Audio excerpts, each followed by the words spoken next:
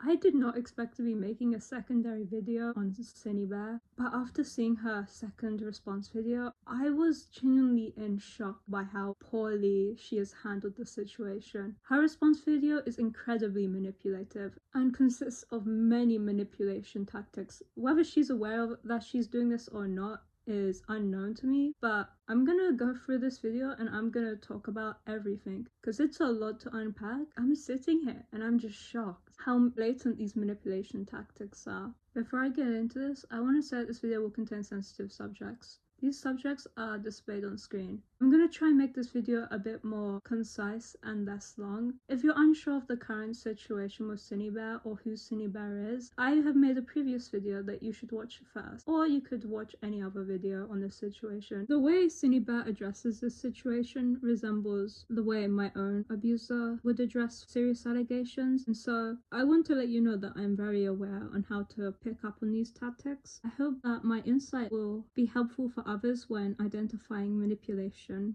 Also, disclaimer before I start getting into the main part of the video, I do have a neurological condition, which is why I speak funny. I can't help it, and I'm sorry if that bothers you. Anyways, onto the video. Nothing in the past week has made sense. I was completely convinced that I was a predator and a groomer and that I needed intervention. I'm realizing I might not even have a clear understanding of what grooming is. I believed I groomed a child because Jack told me I did, and I believed him because I trusted him. But Jack doesn't know what he's talking about. Okay, this is the first manipulation tactic that I noticed, and it appears a lot in the video, and I'm gonna point it out every time this happens because I think this is important for people to become aware of.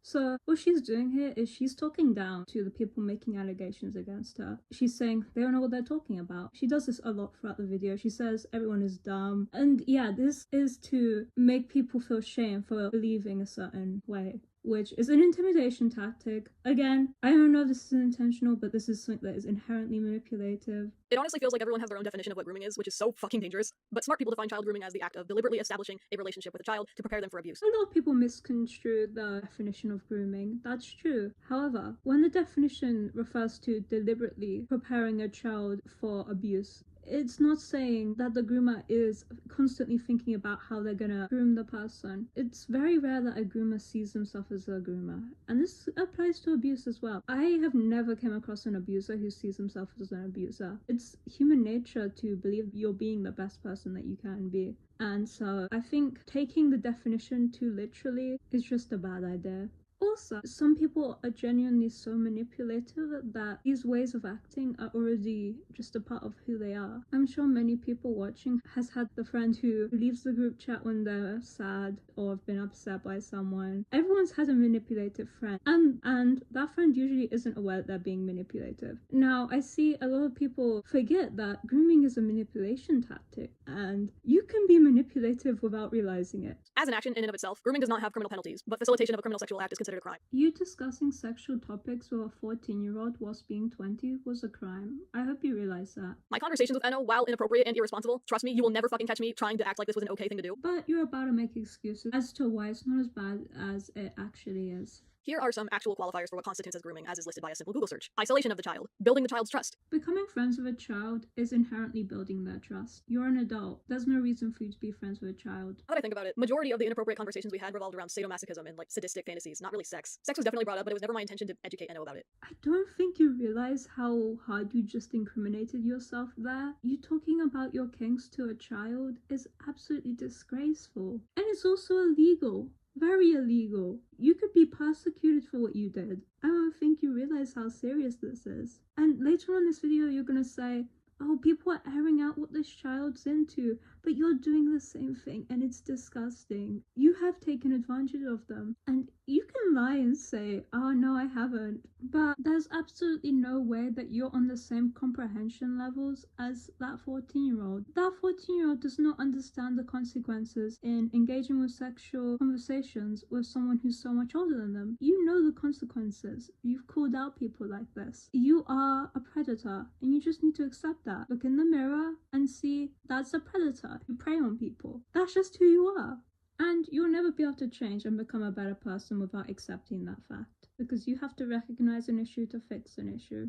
Buying gifts or giving gifts. Didn't do that. Eno actually made like a shit ton of gifts for me, but I don't think I've ever made anything in return, which saying out loud makes me feel kind of shitty. But no, I never made any gifts for Eno. Now, I did ask them to make things for me a lot. The most inappropriate thing I think I've asked was for like a comic. I'm not gonna pretend I'm justified for doing that. No, I think it was inappropriate. Fucking weird and cringy. Also, referring to what you've done as just weird and cringy behavior is another manipulation tactic. That's downplaying what you've done. You've exposed a child to your adult sexual fantasies, and that's wrong.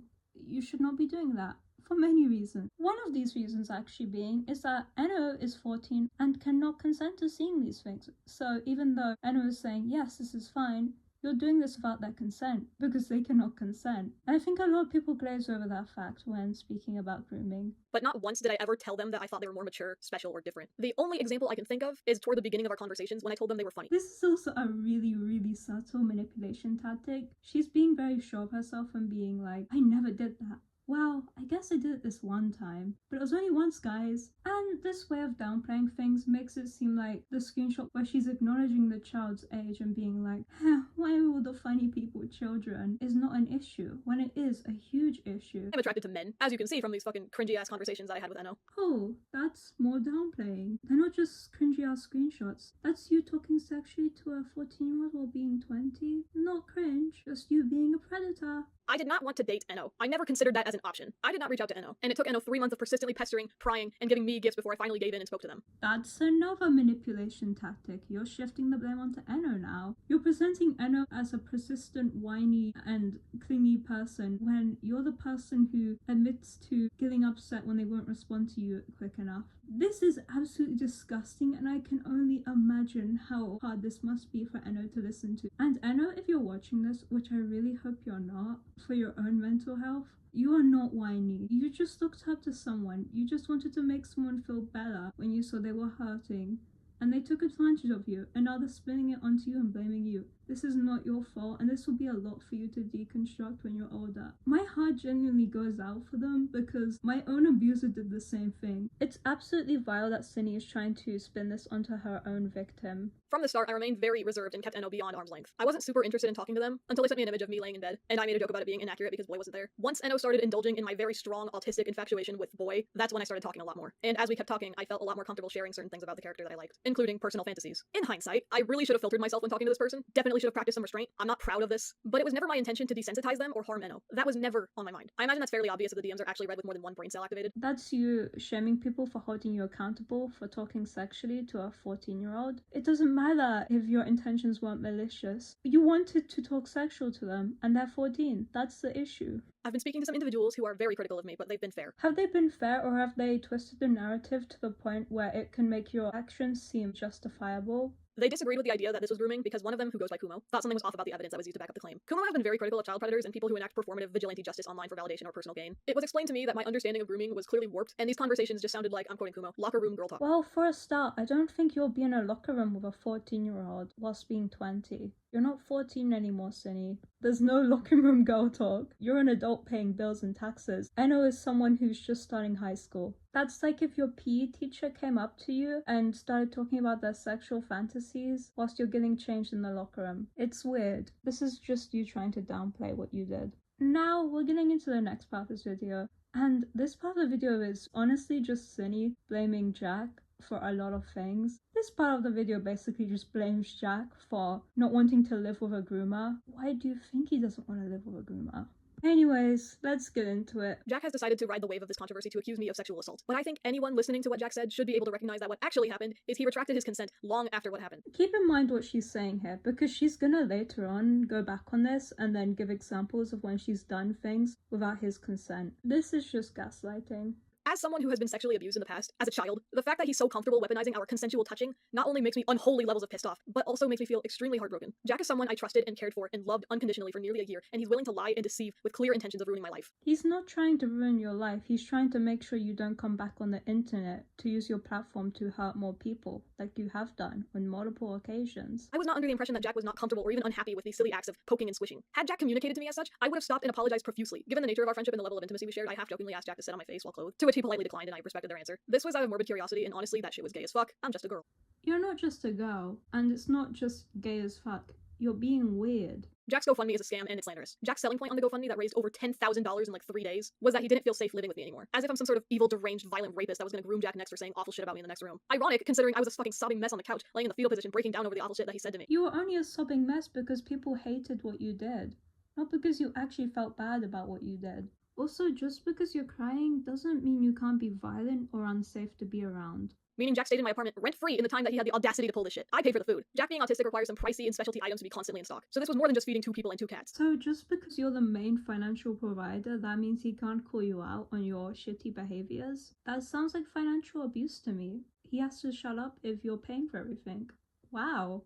Jack has tried to ruin my life in many different avenues. Jack has isolated me from my only real-life friends and socially engineered my coworkers against me. You mean they found out that you groomed a 14-year-old and don't want to be your friend anymore? That's pretty reasonable. That's not Jack's fault. You chose to interact sexually with that 14-year-old. Everything that's happening right now is all because of your own actions. Jack has made a public spectacle about this and ruined my reputation. I think your reputation should be ruined if you're so sexually depraved that you need to interact sexually with a 14-year-old. Yeah. I think that's necessary. I don't think you should have a platform. And he and everyone else feels justified doing this shit because pedos are bad. Speaking of, the fact that he feels so comfortable calling me a pedophile when he knows what I've been through and he knows how I respond to those topics is driving me up a fucking wall. He should know damn well that I'm not a pedo. You can be attracted to kids whilst being a victim of CSA. You can also be attracted to kids while being attracted to adults at the same time.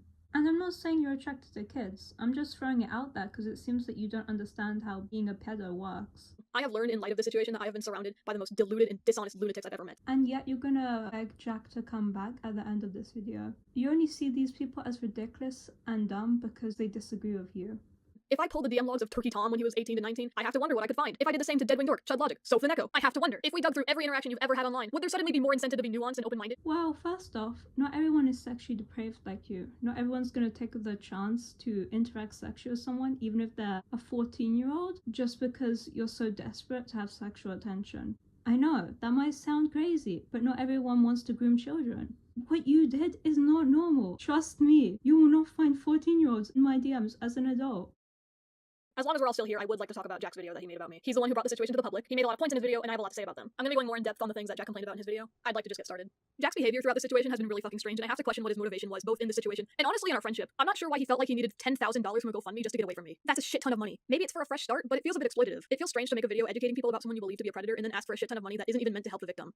Honestly, I'm not going to cover this part of the video that much because I know she's only bringing this up to distract people from what she's done. But to me, it's pretty clear why Jack would need a lot of money. He needs to find a place and sustain himself and figure out what he's going to do. And he needs money to allow him to have time to figure it out. Yes, I did make a lot of comments about Jack's ass and how big and squishy it is. I've smacked him on the ass, I've grabbed his ass, I've even used his ass as a pillow. I've played with his breasts, and I've always asked if what I was doing bothered him or made him uncomfortable, and he's always said he doesn't mind. He doesn't care. It's fine. He says he didn't consent to me poking him in the ass or in the crotch, which I have to say, I don't know if he ever made it explicitly clear that he didn't like me poking him in the ass. Well, I guess that answers itself. You didn't have his consent. I tell him I thought he was joking when he told me no. There's a lot of things that I do to Jack expecting a specific reaction because he makes funny noises. I would often grab his face and squish it in my hand and he'd make a murr sound, and I thought it was funny. I would hold his nose closed, and when I let go, he would inhale really hard. Funny. I'd pinch his double chin and he'd say, "Oh, my gizzard." Funny. When I poked him in the ass, he would scream. Not a guttural scream, like it would be easy for me to assume that he was scared or upset. It was like a silly scream, like, "Ah, ah." Last time I remember doing this though, he didn't react at all. He was playing with Swerp on the cat tree and I poked him in the ass and he didn't react. He just kept playing with the cat. He didn't even flinch. How am I supposed to know that you don't like what I'm doing if you don't tell me? When it comes to sexual situations like this, you can't just do something without knowing that they're okay with it or not. That's not how that works. If you told me before, then it wasn't really clear. You gotta be explicit with me. I'm autistic. I'm stupid. Being autistic isn't an excuse for assaulting someone. I poked him in the pubic area once and then immediately asked if it was okay to do that, and to be frank, I don't actually have a clear memory of his response. You can't just touch someone sexually and then ask afterwards if it's okay. That's not how consent works. Jack brings up my obsession with boy. Let's talk about boy. Something that keeps getting brought up is the fact that I'm simping over a minor's character. Okay, who fucking cares? You're sexualizing a minor's character. You're an adult. You're 21. You have not learned a single thing. And all of that just gets proved with that sentence you just said. You can't sexualize a minor's character. They can't consent to that. And that minor has made it explicitly clear that they're uncomfortable with this. And you just keep on going. You don't care if other people are uncomfortable because, oh, it comforts me, so I have to do it. You're sacrificing everyone else's comfort to comfort yourself. You're a selfish and abusive person. The character is an adult. That is what matters. Sock is uncomfortable with how I'm using boy. They blocked me. I don't care. I think I've made it very clear in the leaked DMs that I think Sock is way too sensitive when it comes to their characters. I think it's insanely stupid to post your characters online and then get upset when people get invested in your work. Not allowing people to ship your characters, ship themselves with your characters, make headcanons for your characters, kin your characters when you're posting them to the internet where everyone can see them is fucking ridiculous. It's their characters. They can have their boundaries on their characters. I'm sorry, but that is how that works. You're acting like their boundaries are invalid because it doesn't suit you. It's their boundaries, not your boundaries. I am tired of acting like she has any say over my creative freedom and self-expression. She blocked me so she doesn't have to see my art. That should be good enough for her. You're making the choice to sexualize someone's OCs who has blocked you. That's extremely disgusting. So take what I say with a poke in the ass. Boop. I can't tell if that was intentional or not. Like, what? I completely understand if my actions have made Jack trust me less and he doesn't want to support me. I'm annoyed because I did that for him, but I'm not entitled to his presence in my life. I think it's odd that Jack insists that he's in danger to some extent by staying with me. Do you think I'm gonna get you? Do you think I'm gonna hurt you? Genuinely, how are you in danger by staying with me? The fact that you mock Jack for being afraid of you and not wanting to live with you really speaks volumes, considering the fact that you said you wanted to kill him. Enno would have been kept safer if this entire situation was handled privately. Jack! I think if you groom someone, it should be public knowledge so that people can stay away from you and know not to support you. Later that night, I came into his room and tried to reason with him and get him to stay with me, but he wasn't having it. I told him that I would do anything if he would stay, whether that be giving him my passwords or letting him look over my DMs with Enno, but he didn't want anything from me. I would have given anything to prove that I was willing to get better for him, and he made it clear that he needed to leave. I asked how long it would be until he left, and he didn't. I asked if I could just be with him and cuddle with him because I couldn't stand being alone. He said yes. I laid next to him and I held him, sobbing while he worked on the animation loop for his video. Why are you exposing to everyone how much you pity yourself for something you chose to do? The fact that you're looking for comfort when you're the one violating and grooming people is crazy. You're not the victim in this. I was so scared because I didn't know where he could have gone. I didn't know if he was safe or if he was on the street. I thought I had more time with him. I didn't even get a chance to say goodbye or hug him one last time. I don't get why you're acting like this when you've just called this same person a leech and run them through the dirt for calling you out on who you really are. You're disgusting and manipulative, and this is guilt tripping. Very clearly guilt tripping.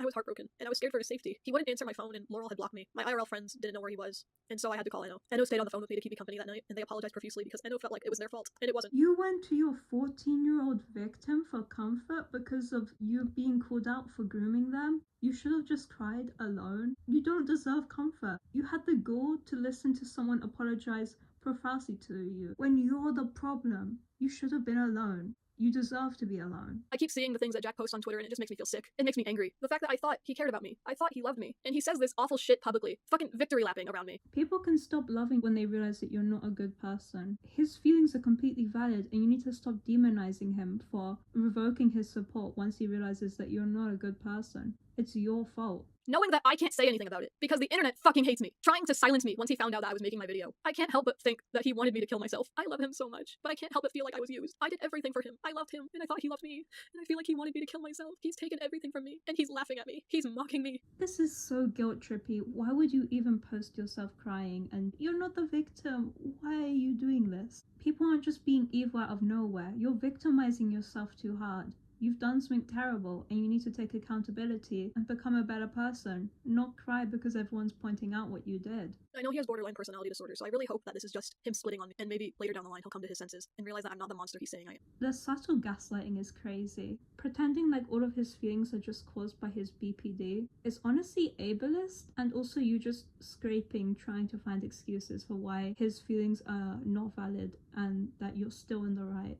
Okay, she does make a conclusion to this video. However, the conclusion is her just basically being like, I'm not a predator and I'm changing for myself, not for others. The way she was is honestly really aggressive, but my opinions on the video. It's extremely guilt trippy, extremely manipulative, and honestly a poor attempt at trying to fix your reputation. If your therapist thinks that what you're doing is fine, find a new one. I don't want to go over my points again. I feel like it's unnecessary and I'm saying unnecessary words, but in conclusion, I believe that she is a selfish, manipulative, and abusive person. Feel free to disagree with me, but that's my personal stance on it. Thank you for watching this video, and I apologize for sounding so aggressive. The way she addresses things reminds me of my own abuser a lot, which I feel like speaks volumes to say that she's not a good person. I know this is a stressful situation for a lot of people, and I hope everyone can move on from this person and be happy. But that's all I've got to say on this.